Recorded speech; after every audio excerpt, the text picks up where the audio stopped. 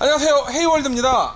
오늘 낙찰받은 차량은 링컨 MKZ 2015년 주행거리 9만인 차예요. 시작가는 1,400이 시작을 했습니다. 이제 금액이 워낙 싸게 시작이 돼 있기 때문에 뭐 2015년이면 횟수로 한 4년인가? 횟수로 한 3년 조금 더 지난 차인데, 요게 이제 시작가가 1,400 정도면 엄청 싼 금액에 나온 거예요. 그러다 보니까 엄청 경쟁이 심해져서 실제로 낙찰은 1,655만원에 됐어요. 그러니까 정확히 얘기하면 그 누군가가 1,650을 눌렀고, 저희 이제 구독자분이 5만원을 더 눌러서 1,655만원에 낙찰이 됐습니다. 경매 시스템은 내가 아무리 혼자 눌러봐야 금액 안 올라가요. 상대방이 있어야 올라가는 거고, 상대방이 1,650까지 누른 상황에서 더 눌렀다는 거, 이 5만원이 신의 한 수였다라는 거죠. 남자 왠지 그 사나이 비즈니스맨 젠틀맨들이 타야 될 차 같은 느낌이 팍 드는데, 이게 CC가 2000cc밖에 안 됩니다. 저도 깜짝 놀랐는데 차 쭉 보면서 어떤 차인지 한번 보자고요. 제가 요즘은 좀 공부를 합니다. 왜냐면 워낙 모르니까 이제 엄청 여러분들한테 까여요. 그래서 공부를 좀 했고요. 지금부터 쭉 한번 돌아볼게요. 어떤 차인지. 만약에 여러분들이 이런 차에 관심이 있다라고 하면, 특히 링컨 같은 경우는 여느 차보다 이 감가상각이 엄청 많이 됩니다. 뭐 1년만 지나도 그냥 한 1,000만원씩 뚝뚝 떨어지는 이런 차기 때문에 그 뭐 한 5년만 지나도 거의 금액이 없을 정도라서, 여러분들이 뭔가 외제차 타고 외제차를 타보고 싶으면 이런 차를 도전해 보시는 것도 정말 괜찮아요. 이 차 같은 경우는 헤드라이트가 굉장히 작다라는 어떤 그런 얘기도 많이 있고, 전륜구동이긴 하지만 AWD가 들어있어서 4륜 제어가 가능한 차량이고요. 멀리서 딱 봤을 때는 이 고래 같은 느낌, 한 마리의 그 백경, 흰색 고래를 보는 듯한 그런 느낌이 드는 차량이에요. 거의 전체가 다 썬루프입니다. 이게 굉장히 특이하게 생겼어요. 썬루프가 유리가 저렇게 휘어 있습니다. 이게 일반적으로 만들기 쉽지도 않을 뿐더러 이 정도 상태면은 유리 가격도 만만치 않을 것 같아요. 썬루프가 보통 100kg 가격을 자랑하고 있기 때문에, 저는 썬루프가 천장에 달려있는 거 별로 안 좋아하는데, 이거는 썬루프가 정말 멋있어요. 딱 열어보면 아주 끝내줍니다. 썬루프 같은 경우는 오픈카는 아닌데 거의 오픈카에 준하는 정도로 이제 썬루프가 개방감이 굉장히 좋습니다. 지금 썬루프가 개방되어 있는 상태예요. 썬루프가 개방되어 있다 보니까 이렇게 위로 쫙 넘겨가 보면 안에 공간이 굉장히 넓은 공간이 있고요. 이 썬루프가 이렇게 뒤로 해서 이 뒤편까지 넘어갑니다. 이 약간 해치백 같은 느낌이 들게끔 넘어가 있어서 이게 공중에 뜰 줄 알았는데 공중에 뜨지 않고 이렇게 쫙 달라붙어 있는 듯한 그런 느낌이에요.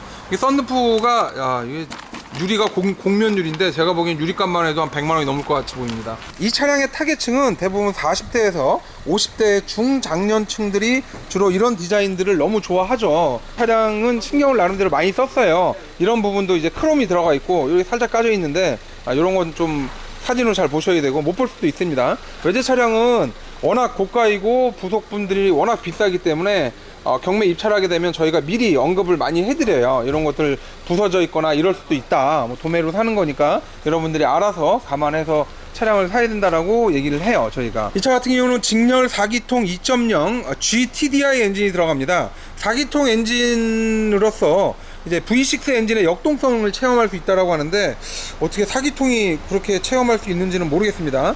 처음에 깜짝 놀란 게 지금 2.0이라고 써 있잖아요. 2.0의 AWD 에코부스터, 2.0만 가지고도 충분하다라는 얘기죠. 이런 달리기 위한 차들은 반드시 사륜구동이 있으면 굉장히 좋은 겁니다. 왜 좋냐면 SUV나 찝들은 달리기 위한 차가 아니기 때문에 크게 상관은 없지만, 이 차량은 달리기 위한 차는 있는 게 좋아요. 아무래도 고속주행을 많이 할 거고, 고속주행을 하다 보면 운전자가 예기치 않은 그런 사태가 벌어질 확률도 굉장히 높습니다. 뒷면, 후면 디자인도 굉장히 이뻐요. 그 뒤쪽 사선에서 보게 되더라도 이 부분이 많이 누여 있기 때문에 확실히 차가 굉장히 스포츠카 같고 이쁩니다. 이게 지방에서 이런 거 타고 다니게 되면 아마 목에 힘 좀 주고 다닐 수 있을 것 같아 보여요. 이 차 같은 경우는 좀 특이한 점이 양쪽 앞바퀴 사이의 회전 속도 차이를 조정을 하는 시스템이 있어서, 나름대로 자기가 AWD랑 조화를 이뤄서 코너링이 굉장히 완벽하게 이루어진다라는 그 제조사의 설명도 있고요. 이 차량이 특이한 점은, 이게 코너를 도는데, 만약에 코너를 도는데 약간 불안하다 싶으면 한쪽 바퀴, 특히 그 한쪽 뒷바퀴 쪽에다가 거의 동력의 100%를 다 실어서 회전을 원활하게 하는 어떤 그런 기능도 들어있다라고 하네요. 거의 끝내주는 기능이죠. 거의 최첨단 기능들이 다들 들어있다고 보시면 돼요.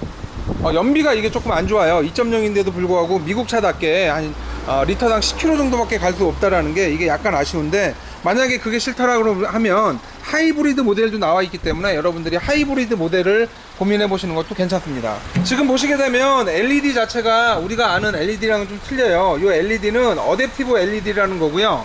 어댑티브 LED는 스티어링의 그 회전 방향과 자동차 속도를 고려해서 자동적으로 빛을 제어를 해줘요. 특히 야간에 코너링 진입 시에 그 넓은 시야를 확보해주고 자동으로 하이빔 기능이 있어서 앞유리에 부착된 카메라를 통해서 교통 상황을 판독을 해서 다른 차량이 없으면 상향으로 전환이 되고요. 차량이 많으면 다시 하향으로 가는 그런 감지 시스템이 들어있습니다. 일단 실내로 들어가기 위해서 문을 열어보면 야, 문짝 두께가 끝내줘요. 뭐 소나타랑은 게임이 안 될 정도로 상당히 문짝이 두껍고 무겁고 큽니다. 제가 특별히 마음에 들었던 건 지금 전면부 이 산타페시아라고 그러죠. 야, 이쪽이 어우 정말 웅장해요. 웅장하고 처음에 이 차를 타면 시동을 걸 수가 없습니다. 왜냐면 시동 버튼이 없어요.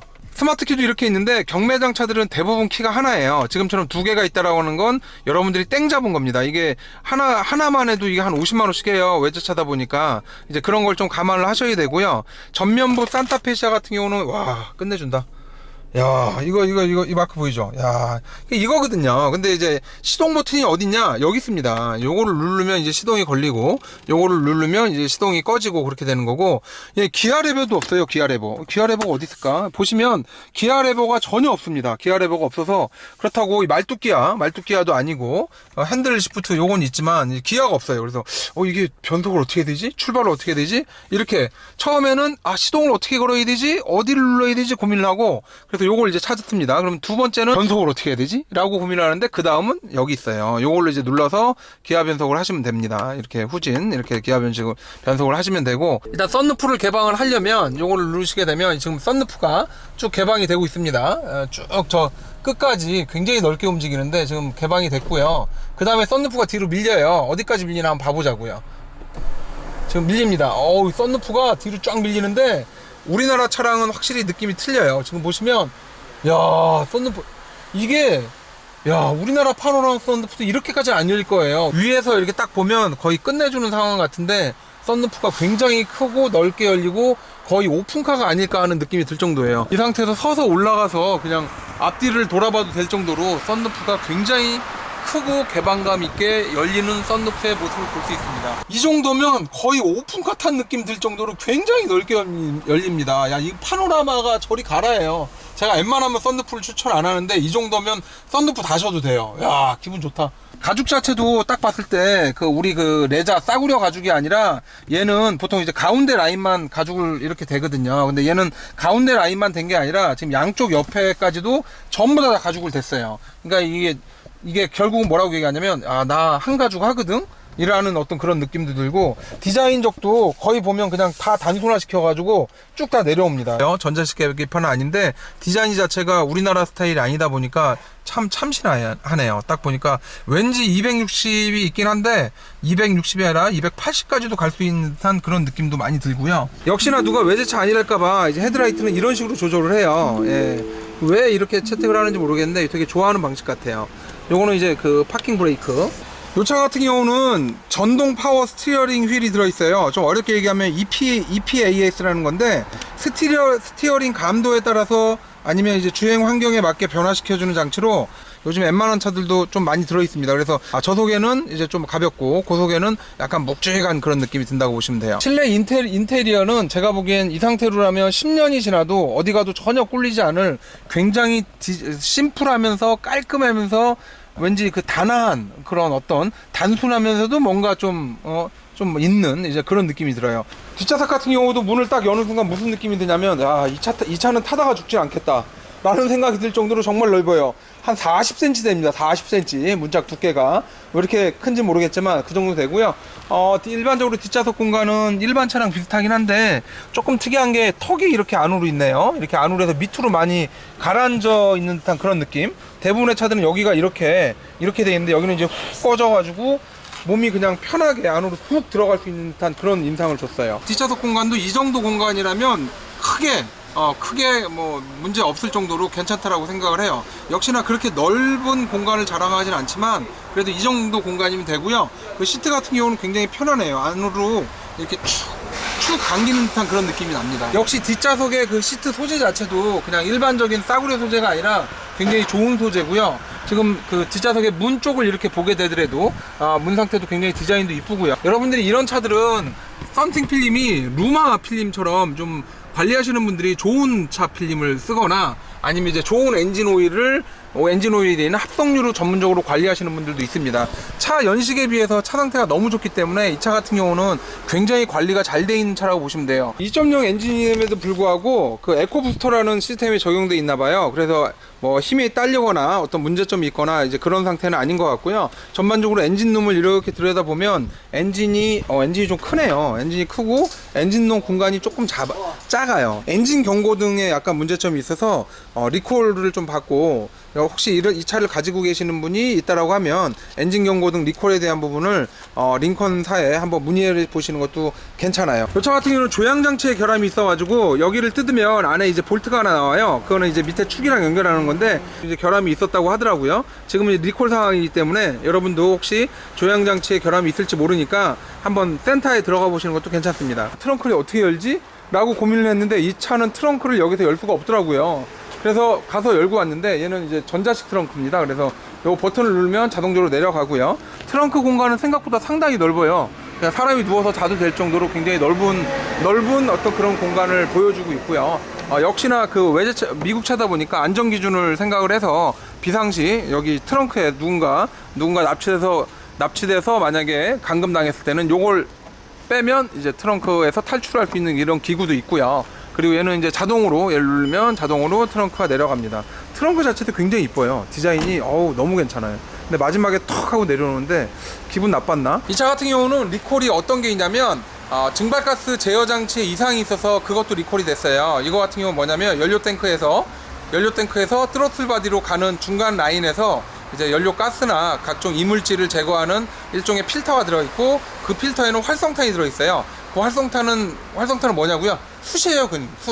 숯이 원래 이렇게 저항을 잘해주잖아요. 그러니까 걔가 약간 문제가 있어서 리콜을 했는데, 실제로 얘는 주로 주행거리 한 3만 4만 정도 되면 한 번씩 교환을 해줘야 되는 그런 장치예요. 여러 가지 것들에 신경을 많이 썼다고 보시면 되죠. 지금까지 링컨 MKZ에 대해서 저희가 알아봤고요. 아무래도 경매로 이런 차를 낙찰받게 되면 정말 끝내주는 가격에 받는다고 보시면 돼요. 왜 그러냐? 그건 이제 와보시면 알아요. 한 번이라도 경매장에 오셔서 이 차를 경험해 보게 되면 지금 이 링컨 MKZ를 낙찰받은 구독자분의 어떤 그런 마음을 아마 알 수 있으실 거예요. 지금까지 헤이월드였고요. 다음 시간에 뵙겠습니다. 안녕히 계세요.